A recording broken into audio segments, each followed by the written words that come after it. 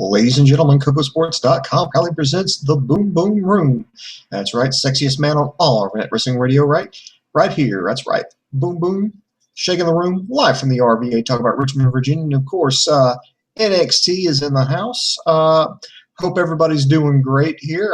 Me, I'm a little sore. I'm kicking my own ass right now. I decided I got the bright idea of, hey, I haven't worked out in like 6-7 months. I need to get back into the gym. And I did that, and yeah, everything is crying right now. My whole body is crying. Now I know how Dave Kocotas feels on a daily basis. Oh, dear God, and I'm in pain. But one thing that made me feel a little bit better here is the most recent NXT.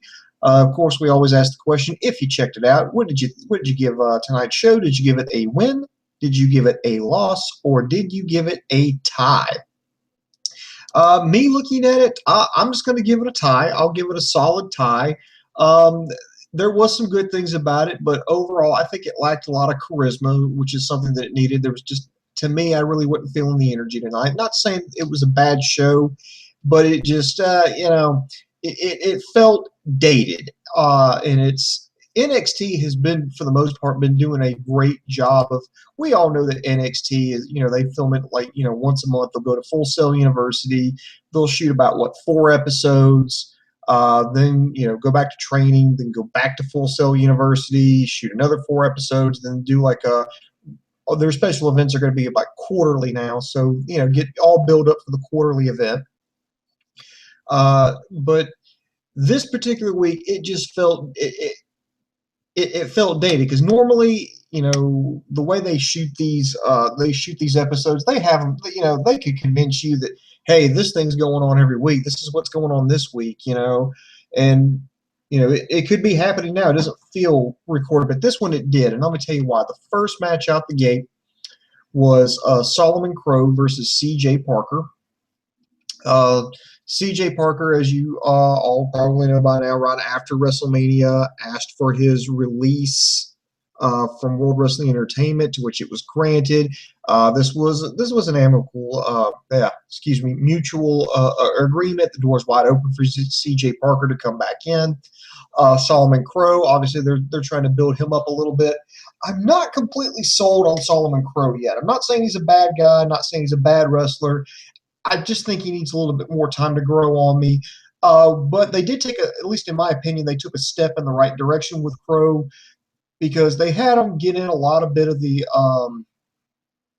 he was selling. He was on the defense for the most part, did have some good offense, but what I liked the most is he changed his finishing maneuver to the stretch muffler. It looks very similar. It's a finishing maneuver. It came out of Japan. I know Brock Lesnar did it for a while when he was during his first run in WWE, and I like that so much better than that little thing where he just kind of bounced off the ropes, kind of weird, and fell on top of his opponent. So I think changing up his finishing maneuver was definitely a step in the right direction. CJ Parker, wish him the best, whatever it is he decides to do. And let me say this. Normally when these guys ask for releases or they want to go, these guys are going to whine and cry and complain. Parker's not going to do that. And in fact, when I found out exactly why CJ Parker decided to leave WWE, or particularly NXT, I had so much more respect for this kid. He could have been like some people and just been content to be a jobber. He could have, and I think he could have made a great career, just getting people over. He's actually somebody that's very reliable in the ring, somebody who can make the other guy look good. He's got a little bit of credibility in the terms, like, he can put on a good match and he can put a beat down on somebody and make it look halfway convincing. But he didn't want to be that. He wasn't just content to be, to be a jobber, to cruise around. And he realized, I want Triple H to look at me like he does Hideo Itami. I want Triple H to look at me like he does Finn Balor. I want to be the next big guy. And the only way for me to do that is to leave the safety net of WWE and take a chance and go out there. And when I found that out, I was like, wow, that's passion. That's respect. That's, pride. And I feel like that's something a lot of people, tend to lack nowadays. It's just like, fuck it, it's a paycheck.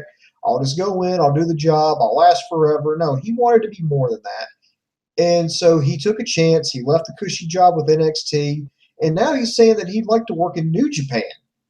Wow. I mean, I don't know if he's going to get that job. I hope he does, and I hope he becomes a phenomenal superstar, and I hope he comes back repackaged and a big guy. I mean, just taking that chance, win or lose, he's got my respect. So with Parker gone, yeah, it kind of sucks, but I'm not gonna knock a guy for having some pride in what he does and taking a chance and going out there, getting out from behind mama's skirt, and he's gonna forge his own path. And win or lose, I think he's got my respect. He's definitely got a bright future ahead of him, so win or lose. And plus, the door's always open to come back if things just don't work out. So way to go, CJ. Wish you the best of luck. Solomon Crow, again, another great performance, and I love the stretch muffler finishing maneuver. So way to go, guys. And the NXT crowd seemed to like it. Next up, we had Baron Corbin versus Steve Cutler.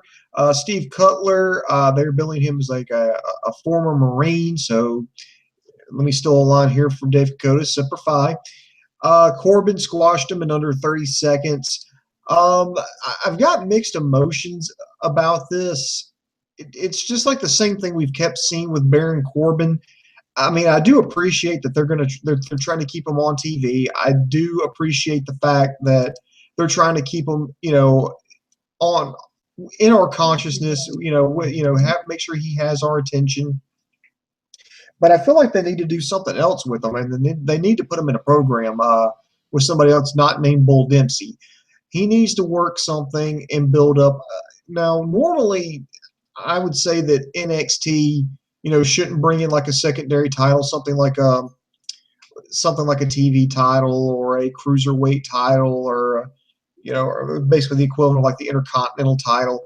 But in this case, I really think they need to, because right now the whole main event scene is just jam-packed. I mean, there's so many guys gunning for that NXT championship. I think it would be a good relief to have like a secondary title that some of these other guys like Crow and Corbin and all these other guys can go after. It would at least give them some purpose other than just, okay, we're kind of sitting here biding our time, waiting, especially if they don't have a feud. If they've got like a feud, like it's like, something personal, yeah, then it makes sense. But now it just looks like these guys are just kind of treading water. It's like, well, we kind of need to be number one contenders, but the whole scene is kind of jam-packed, so let's just kind of chill out down here until the spot opens up. So I feel like maybe a secondary title in this case, would actually come in handy with NXT. Do I think they'll introduce one? Not now. Knowing at least what I'm seeing with NXT, I think they're content right now to have a women's championship, to have the NXT championship, and have the tag team championship. I don't think they're going to bring in anything and maybe try to complicate it, because these shows are only an hour long. Their quarterly events are only 2 hours. Maybe in the future, but just not right now. I would love them to, but I just honestly don't see them in the cards. Next, we had Enzo Amore and Colin Cassidy take on Angelo Dawkins and Sawyer Fulton in a tag team match. Dude, call me crazy, but I'm ready for Enzo Amore and Colin Cassidy to go up to the main roster. Amore and Cassidy, they're so fucking over right now. They're good at doing stuff off the cuff. I think that would add a lot of energy to Monday Night Raw. Now, granted, they would probably get the Ascension treatment, but still, I actually think they would fare better than the Ascension. I think, why not have them have a few go a few rounds with Los Matadores up there? Why not? Just to see how it works. But another solid performance for them. I love the whole pre-show banter, everything, the Jordan jargon and the verbal Skywalker. I'm sorry, I'm fucking that up. So, but it's good. It was good to see that good promo from them. Dawkins and Sawyer, they look solid. I mean, granted, this wasn't a long match. I really feel like right now, if I'm an NXT guy, here's what I'm going to do. With the tag team division hurting as much as it is, I'm going to find another guy and be like, look, dude, you want to just kind of put together a tag team here? Because, I mean, you're going to have a good chance to get on the main roster and get some actual ring time. So with Dawkins and Fulton, good for what I saw. Good tandem moves with the fireman's carry slams, not like John Cena does, like carry slam like they do in amateur wrestling. They're billing them as amateur wrestlers. Definitely worth watching. So I don't know, Dave. Let's. I think me and Dave Dakota should put together a tag team, and we could get on NXT. But no, I mean, I just think where right now the tag team division is the weakest of all the divisions in NXT, and I think these guys that are training right now, instead of doing like these little 30-second squash matches against Baron Corbin, why not put them together into a tag team and have them at least go out there for like 5 minutes against guys like Amari and Cassidy. I mean, yeah, you're going to have the job, but you'll get up on the main roster sooner, and plus you'll get better feedback, you'll get better experience, and plus it could lead to a breakout performance. I mean, I know this is not the best example, but Ty Dillinger and Jason Jordan at a time when the tag team division is hurting and they really need tag teams. Apparently, they're taking a risk. They must see something in both of them, or at least one of them, because they've split up that tag team. Why not, do the same thing here? Put them together, see how things are working. If you think there could be one of them could be a good star, split them up, have them go out there. I mean, this is how Adrian Neville got his start when he was with Oliver Gray, right when NXT, as we know it now, first started down at Full Sail University. I mean, and then he eventually, and then he had another run with Corey Graves, and then boom, he splits off and he gets a run as the NXT championship. I just think it would be a faster way to get your foot in the door and move up. Let's see. Alex Riley's challenged Kevin Steen to another match. Yeah, that's going to be fun. Next, we saw the debut of Dana Brooke versus Blue Pants. I like what they're doing with Dana Brooke. They're going to immediately bring her in as a heel. They put her in against Blue Pants, and please, for the love of Terry Funk, can we please hire Blue Pants? I mean, seriously. I mean, she's over as hell. The crowd absolutely loves her. She's competent in the ring. She has made everybody that she's got in the ring with look great. She's even scored a win over Carmella. I just say go ahead and sign her. I mean, that's somebody reliable. I mean, isn't that what you want? I mean, get her. I don't know. Maybe is there anything that's maybe keeping her off the main roster, keeping her off keeping her it's like some kind of contractual obligations or thing, or she just isn't game for it. She's content to come and just do these pay per experiences. I don't know. I would love to see her on the main roster. But Dana Brooke, I'm going to admit I was a little skeptical because whenever you start getting bodybuilders, all I have is flashbacks to dun dun dun dun dun dun dun dun. Because failed bodybuilders is the place to it's the place to go if you can't lift weights properly or whatever. You just go to WWE. She pulled the whole law. I've got I'm in shape. I look good, and I'm gonna show off my body. I'm not a big fan of that, but I think she had it okay. I mean, it was short, sweet, to the point, which is the way debut should be. But I absolutely love that fucking finishing maneuver. I thought she was setting it up for like a fireman's carry slam, but no, she drove it down like kind of like a Michinoku driver. And I was like, wow, that's actually impressive finishing maneuver. That's better. That's a better finishing maneuver than what some of the men get. So I want to see more of her. I want to hear her talk a little bit more, just kind of see, how things develop with her. But overall, good debut and always good to see Blue Pants back. Let's see. Next, we're going to have a triple threat for the number one contendership for the NXT Women's Championship. It's going to be Charlotte versus Bayley versus Becky Lynch. So that's going to be awesome. Then you got to our main event, Sami Zayn versus Rhino. This was for the number one contendership for the NXT Championship. It's great to see Sami Zayn back. I really wish they would have commentary would have played up the fact that this is Sami Zayn's first time back in NXT in the ring since he lost the championship like 2 months ago. It's his first time 2 months, well, by TV wise, of him being in the ring. He goes up against Rhino. Definitely a better match than what I thought it was going to be. Zayn, could show that he can take a beating, and he came back, even hit the blue thunder bomb on Rhino, and just let that sink in for a second. Think about how big Rhino is. I mean, that boy is built like a brick shit house. And Zayn picked him up, spun him around, and slammed him. I mean, so that's definitely impressive. Rhino misses the gore. Sami Zayn counters with a hell of a kick, gets the win, and we're going to have a rematch. So you got Sami Zayn versus Kevin Owens. Rhino, I mean, doing a great job there, being the veteran. He's definitely somebody that I like, that I applaud WWE for bringing him into NXT to work with these guys. He's definitely the right choice.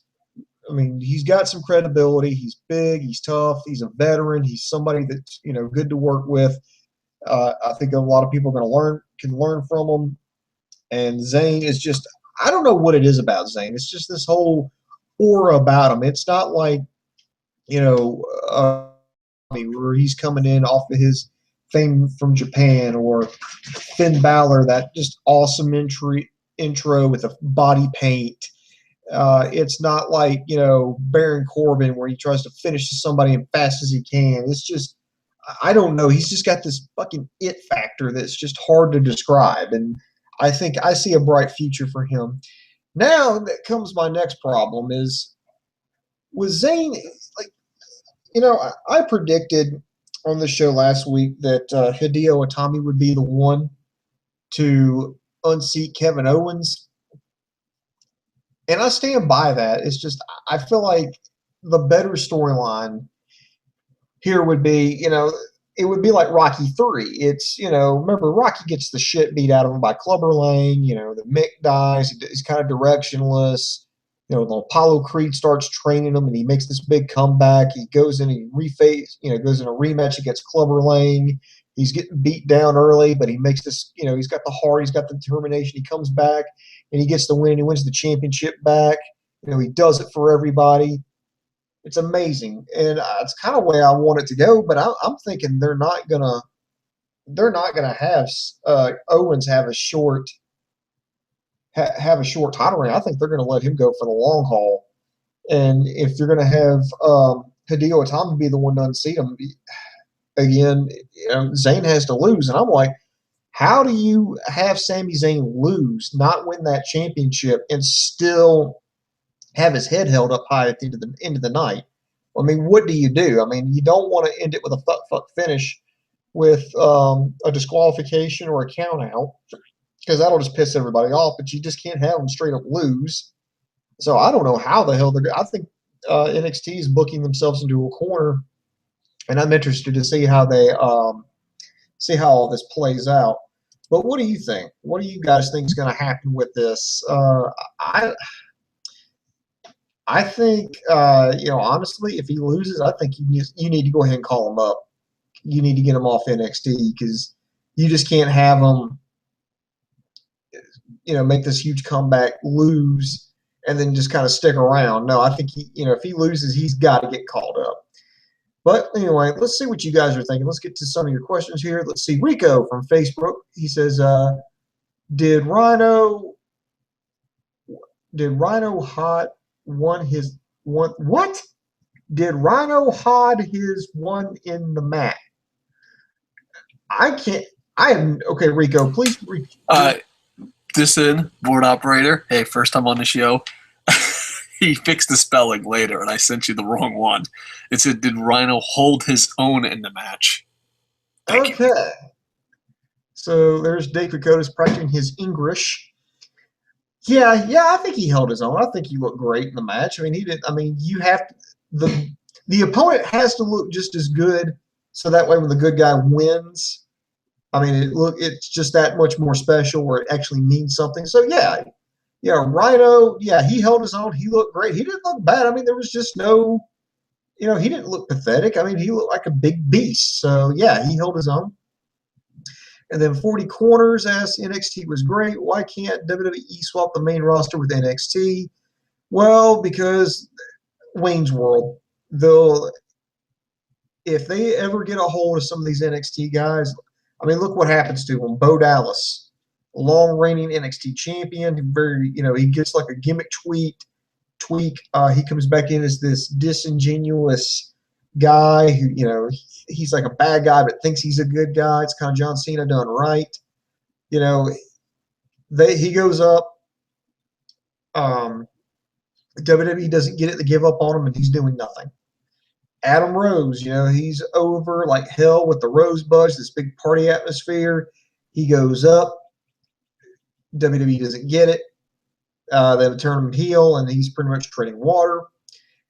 The Ascension, most dominant tag team NXT has had, and you know what? You can argue about their talent, about their ability, but you at least got to admit when they were on NXT, they look fucking unstoppable. They look like fucking monsters. They go up, they get fucking buried.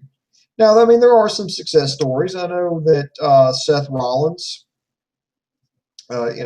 he's looking good. Neville right now is looking pretty good. Lucha Dragons are looking pretty good.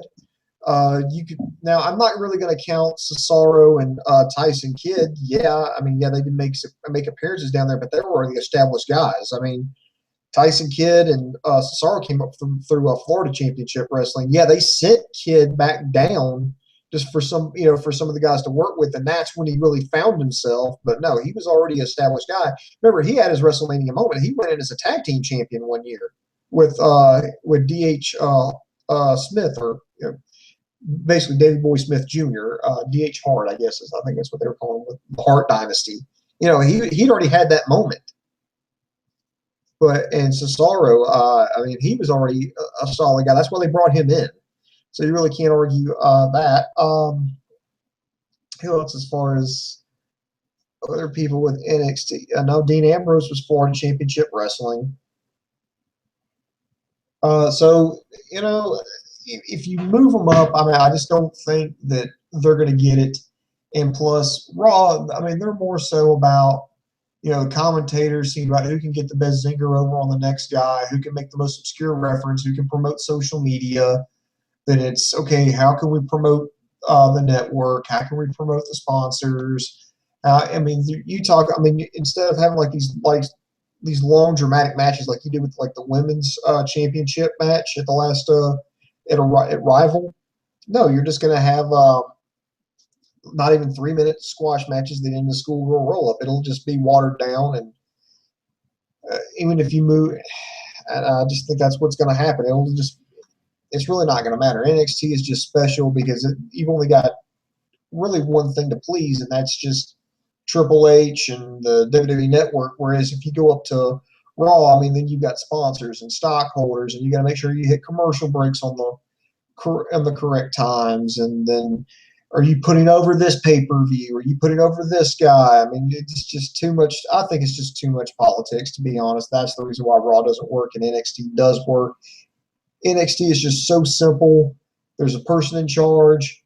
Nobody's above anybody else, and they all bust their ass, and it all comes off great. So that's what I'm seeing, at least with them. So if anybody's got any kind of questions or comments, be sure to get them in.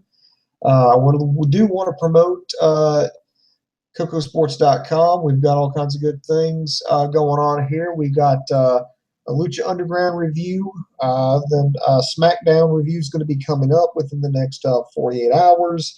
Dave's going to handle TNA. We just got all kinds of ton stuff. We did a Stump the Idiot, so if you want to go back and check some of those shows out, you can always visit us at Kocosports.com. That's KOCOsports.com. It's your home for all combat sports. That includes boxing, mixed martial arts, pro wrestling, amateur wrestling, sumo wrestling, taekwondo, kickboxing, judo. If you can get your nose broke doing it, we got you covered there on the site. We've even got our beautiful news and gossip section, which is updated daily, as well as our very popular video on demand section. It's Kocosports.com. It's where the world goes to kick ass. Well, I'm not seeing any new questions, so we'll just go ahead and wrap it up. If anything does come in, we'll try to tackle it and Stump the Idiot. So this is Boom Boom, and for my partner Dave Kokotis, I am over.